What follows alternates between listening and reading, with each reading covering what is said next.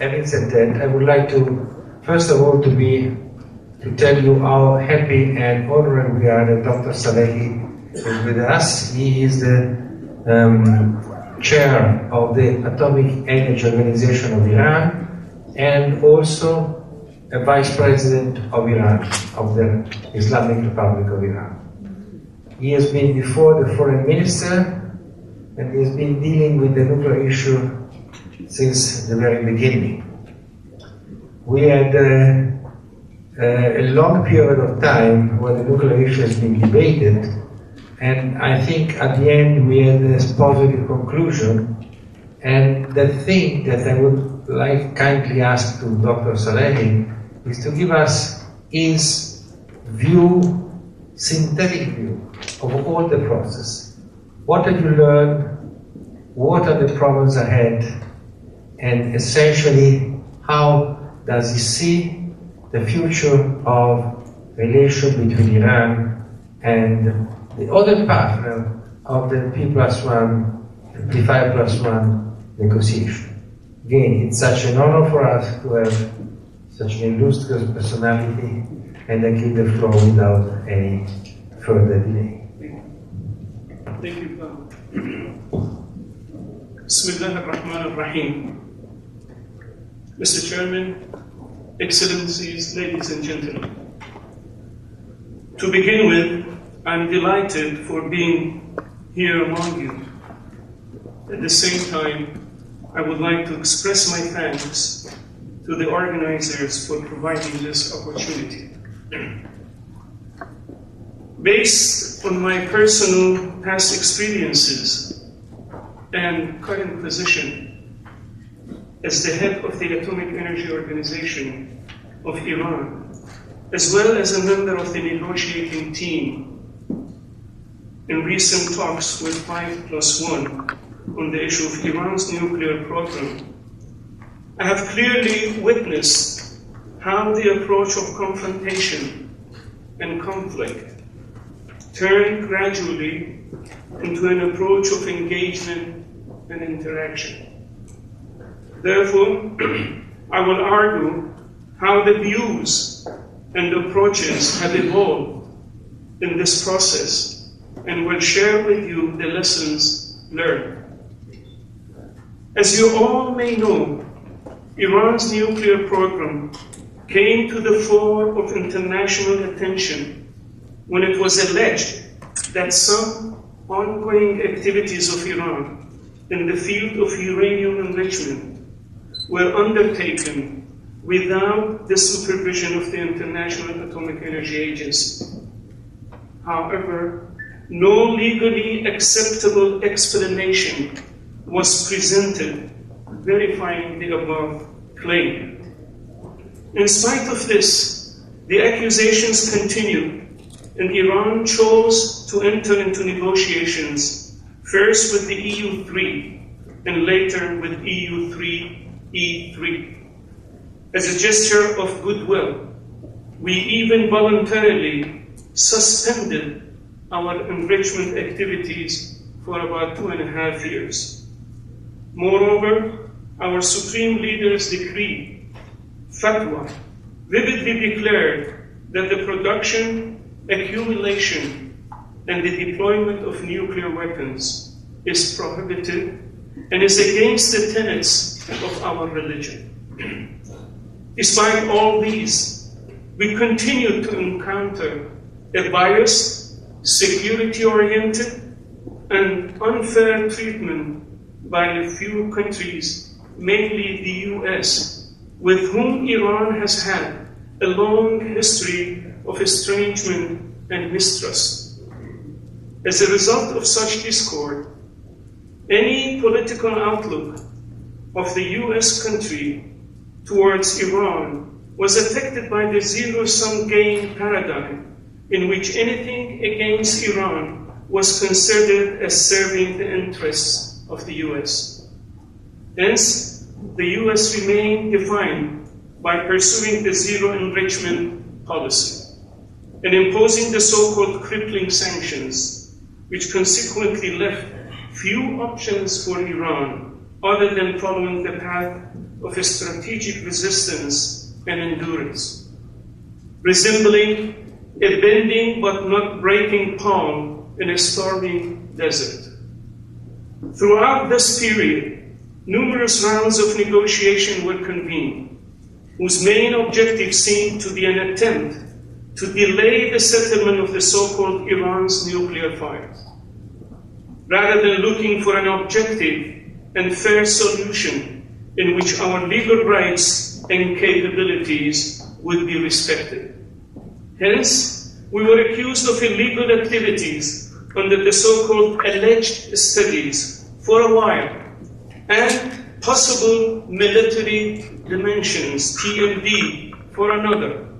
Needless to say that this trend was doomed to failure, and that none of such claims have proved our non-compliance to the international commitments with respect to the NPT and its related safeguards agreement. This irrational trend reminds us to what Confucius stated, that the hardest thing of all is to find a black cat in a dark room, especially if there is no cat. The US, tired of exhausting every bending option, gradually shifted the paradigm of its behavior, adopting a more pragmatic approach on Iran's nuclear issue. This dramatic behavioral change started out in 2011 through the mediation of His Majesty, the Sultan of Oman. I was then the foreign minister of my country, and received impetus by the emergence of the new government in Iran. Upon the election of President Rouhani, the ground was paved for a modest agreement which was finally adopted in October 18, 2015. And it is envisaged to begin implementation by the end of December 15. Hence, one may sense that the wind of change has begun to blow at the international level, and the main players started to build up trust and confidence. As a result, warmongering visions are sidelined, and the peaceful orientations have become imperative. In light of such developments, the United States, that for a long time viewed Iran's peaceful nuclear program with suspicion and mistrust, became proponent of the fact that a framework agreement can be established in which the so-called weapon pathways are prevented, and in return, Iran's rights to possess a peaceful nuclear program, including uranium enrichment, are recognized. In Iran, also the win-win approach gradually pervaded the political domain, and a chance was given to the negotiators to exhaust this option as well. A delicate lesson was learned during these negotiations. A delicate lesson that was learned during these negotiations was that the talks proceeded in two new specialized and professional tracks, namely the technical and political tracks. These two tracks were complementary to each other. In this way, not only it was proved that Iran's nuclear intentions remains peaceful, but that the West's artificial concerns were also addressed, and our inalienable nuclear rights in return received acknowledgement and respect as well. All in all, these rational determinations and imperatives culminated in the successful outcome of a historical negotiation on Iran's nuclear issue, and resulted in the realization of the Joint Comprehensive Plan of Action, JCPOA. Throughout this agreement, the Islamic Republic of Iran has been acknowledged as a state possessing peaceful nuclear technology, including fuel cycle and the right to enrichment, while preserving its entire existing nuclear infrastructure. As a sign of confidence building, Iran has also accepted some time-limited constraints to further consolidate this agreement. Undoubtedly, the global welcoming of Iran's nuclear talks achievement has evoked an evolving new paradigm in the international political dynamics, and resisting this new trend is certainly futile. In this emerging new paradigm, the power of logic shall overwhelm the logic of using force, and hence the inherent rights of nations will override the guidelines of power-oriented politicians who believe that might makes right. Likewise, justice is also to find its place. As Martin Luther King said, injustice anywhere is a threat to justice everywhere. Therefore, for having a safe world, as well as a stable and amicable neighborhood, one should bear in mind that the rights such as sovereignty, self-determination, right of progress and development, as well as peaceful uses of nuclear energy, are among the inherent privileges of nations which should be respected and observed. In this regard, the two great nations of Iran and Japan share many commonalities, and we are grateful to their support throughout our negotiations with 5+1, and expect the same, of course, for beyond. In our opinion, Japan normally plays a constructive role in international economic and political endeavors, and its moderate approach in foreign policy serves the enhancement of the security and well-being of the international community, and is therefore supported by my country. Upon the realization and implementation of the JCPOA and new experiences acquired, we intend to emphasize on all political, economic, commercial, and technical aspects of our foreign relations, as well as diversifying them. Therefore, we welcome the utilization of available opportunities in furthering the integration with traditional partners and opening up fruitful relations with new partners. In this respect, Iran would like to benefit working with Japan in the domain of nuclear safety, as well as other areas of peaceful nuclear activities. As said before, the JCPOA has just passed successfully the critical juncture of adoption date, and we are looking forward for its near and earliest implementation.